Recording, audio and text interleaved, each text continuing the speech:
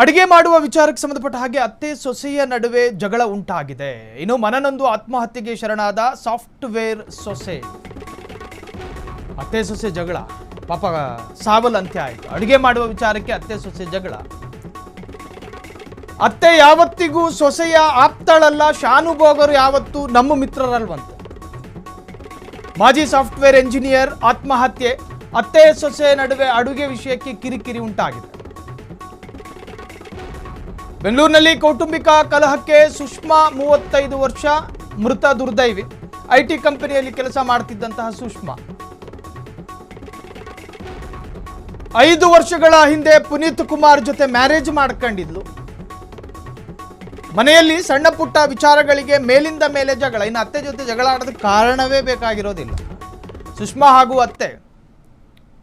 ಹಾಗೂ ಅತ್ತೆ ಮಗನು ಹೆಂಡತಿ ಅಲ್ವಾ ಅನ್ನೋ ಕಾರಣಕ್ಕೋಸ್ಕರ ಸ್ವಲ್ಪ ಎಲ್ಲ ತರಹದ ಅಧಿಕಾರವೂ ಕೂಡ ಅತ್ತೆ ಜೊತೆ ಇರುತ್ತೆ.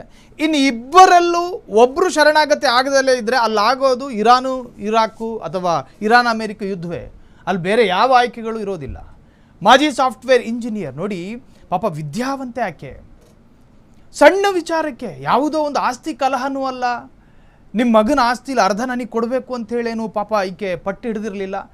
ಪುಳಿ ಒಗ್ರೇನೋ ಚಿತ್ರಣದ ಮ್ಯಾಟ್ರ್ ಇದು. ಕೊನೆಗೆ ಸಾವಲ್ ಅಂತ್ಯ ಕಂಡಿದೆ. ಮನನೊಂದು ಆತ್ಮಹತ್ಯೆಗೆ ಶರಣಾದ ಸಾಫ್ಟ್ವೇರ್ ಸೊಸೆ, ಅತ್ತೆ ಸೊಸೆ ನಡುವೆ ಅಡುಗೆ ವಿಷಯಕ್ಕೆ ಕಿರಿಕಿರಿ. ಬೆಂಗಳೂರಿನಲ್ಲಿ ಕೌಟುಂಬಿಕ ಕಲಹಕ್ಕೆ ಸುಷ್ಮಾ ಅನ್ನುವಂಥ 35 ವರ್ಷದ ಹೆಣ್ಣುಮಗಳು ಬಲಿಯಾಗಿರುವಂತಹದ್ದು. ಐಟಿ ಕಂಪನಿಯಲ್ಲಿ ಕೆಲಸ ಮಾಡ್ತಿದ್ದ ಸುಷ್ಮಾ 5 ವರ್ಷಗಳ ಹಿಂದೆ ಪುನೀತ್ ಕುಮಾರ್ ಜೊತೆ ಮ್ಯಾರೇಜು. ಮನೆಯಲ್ಲಿ ಸಣ್ಣ ಪುಟ್ಟ ವಿಷಯಗಳಿಗೆ ಪದೇ ಪದೇ ಜಗಳ. ಸುಷ್ಮಾ ಅತ್ತೆ ಕಲ್ಪನಾ ಮಧ್ಯೆ ಅಡುಗೆ ವಿಚಾರಕ್ಕೆ ಜಗಳ.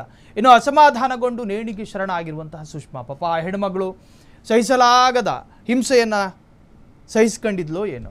ಗಂಡನಿಗೆ ಹೇಳೋಣ ಅಂದರೆ ಗಂಡನಿಗೆ ತಾಯಿ ಆಕೆ. ತಾಯಿ ವಿರುದ್ಧವಾಗಿ ಗಂಡ ಮಾತನಾಡೋದಕ್ಕೆ ಬರೋದಿಲ್ಲ. ಇನ್ನು ಹೆಂಡತಿಯನ್ನು ಕೂಡ ಬಿಟ್ಟುಕೊಡೋದಕ್ಕಾಗೋದಿಲ್ಲ. ಈ ಎರಡೂ ಸವಾಲೇ. ಹಿಂಗಿದ್ದಾಗ ಕೆಲ ಹೆಣ್ಣುಮಕ್ಕಳು ಹೇಳಿಕೊಳ್ಳದೆ ನೋವನ್ನು ಅನುಭವಿಸುವ ಸಾಧ್ಯತೆಗಳಿರ್ತವೆ. ಸುಷ್ಮಾ ಪತಿ ವಿರುದ್ಧ ವರದಕ್ಷಿಣೆ ಕಿರುಕುಳ ಆರೋಪ. ನೋಡಿ, ಆಕೆಯ ಮೂಲ ರೋಗ ಇಲ್ಲಿ ವ್ಯಕ್ತವಾಗಿದೆ. ವರದಕ್ಷಿಣೆ ಕಿರುಕುಳ ಆರೋಪ. ನಿಮ್ಮ ಮಗ ಕಟ್ಟುವ ತಾಳಿಗೆ ಕೊರಳೊಡ್ಡಿ ಹೆಣ್ಮಕ್ಳು ಬರೋದು ಅತ್ತೆ ಮಾವನ ಚಾಕರಿ ಮಾಡೋದಕ್ಕಲ್ಲ. ಸೊ ಅದೇನೇ ಇರಲಿ, ಸಮಯದ ಅಭಾವ ಇದೆ. ಸೊ ಬೆಂಗಳೂರಿನಲ್ಲಿ ನಡೆದಿರ್ತಕ್ಕಂತಹ ಘಟನೆ ನಿಜಕ್ಕೂ ಕೂಡ ಅತ್ಯಂತ ದುರಂತ. ಕ್ಷಣ ಕ್ಷಣದ ಸುದ್ದಿಗಳಿಗಾಗಿ ಫ್ರೀಡಂ ಟಿವಿ ಸಬ್ಸ್ಕ್ರೈಬ್ ಮಾಡಿ, ಲೈಕ್ ಮಾಡಿ ಹಾಗೂ ಫಾಲೋ ಮಾಡಿ. ಹೊಸ ಸುದ್ದಿಗಳ ನೋಟಿಫಿಕೇಶನ್ಗಾಗಿ ಬೆಲ್ ಐಕಾನ್ ಮೇಲೆ ಕ್ಲಿಕ್ ಮಾಡಿ.